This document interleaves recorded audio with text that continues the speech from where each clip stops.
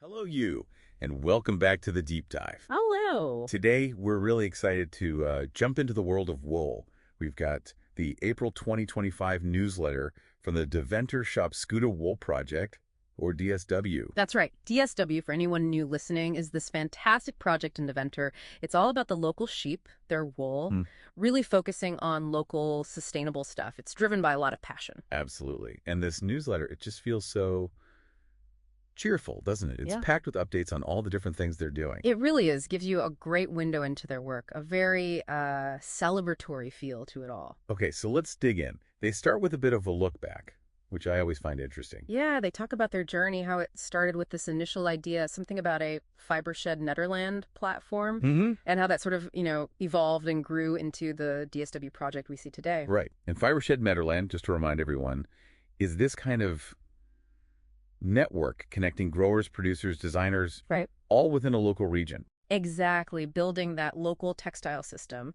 And DSW was involved right from the start, helping build that foundation. And they just had their 9th anniversary. It was Saturday, May 3rd, so that's just passed. A big happy belated birthday to the DSW team. 9 years, that's quite something. And it's great they mentioned that connection, how they're still involved with Fibershed Nederland, which Martien Nieuwenhuis and Stientje Jaspers founded. It really shows how their core values, the sustainability, the local focus, respecting the animals and the land, it all fits perfectly with that bigger Fibershed vision. It really does. It's all about a more responsible way of thinking about textiles and wool. Definitely. And speaking of celebrating their journey, there's this lovely story in the newsletter about a gift, a plaid called Peen. Ah, yes, the Peen plaid. That was a thank you, wasn't it? For all the project members, for their dedication over the years. Kind of anticipating their big 10-year anniversary next year. Such a nice gesture. Really thoughtful. And the details are interesting, too. It's made mostly from Kempish, Heidisch-shapen wool, blended with some Dutch merino wool for softness, I imagine, and produced by Knitwit Stable. Who are also part of Fibershed, based in Bambrugge. It keeps it all connected. It does, though it mentions part of the process, the washing and spinning, actually happens in Italy. Yeah, I saw that. Before it comes back to Knitwit for the knitting. It just highlights that ongoing goal, doesn't it? Trying to get the entire wool production process happening right here in the Netherlands. Absolutely. Uh-huh. It makes you wonder, what are the main roadblocks there? Is it infrastructure, cost, maybe specific skills? That's a key question, I think. Rebuilding those local supply chains is complex. You need the right machinery, maybe specialized mills for different wool types at scale. Right. And then there's cost, competing with established international operations, having the trained workforce. It's definitely a process, and these kinds of collaborations are stepping stones. Makes sense. Okay, let's shift gears slightly. Some really fantastic news they shared. The annual wool bale sale. Oh, yeah, that was impressive. 6th year running, and they sold all the wool from the Deventer flock. That's 16 bales, right?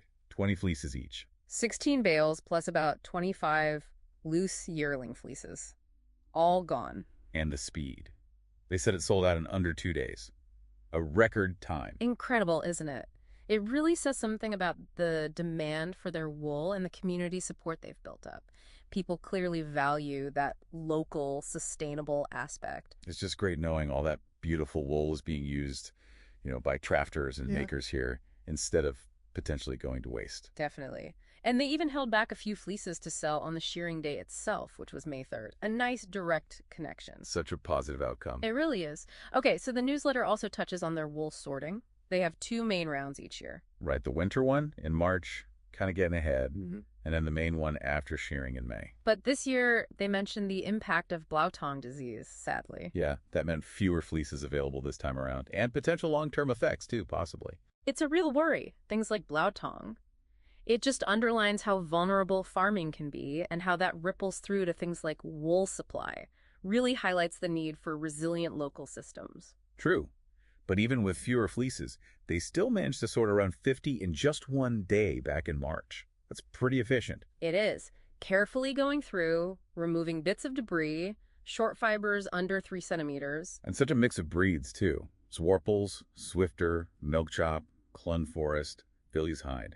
Each one bringing its own character to the wool, doesn't it? The dark Swarples, the perhaps coarser Villie's hide, It adds to the richness. And once sorted, it heads off to Elliswell, that mill near Hoogeveen they work with. Yeah, and doing that winter sorting means they get it processed quicker, avoid the rush after the main shearing. Smart. And the result was pretty substantial. 13 rolls of carded fleece and 23 cones of yarn.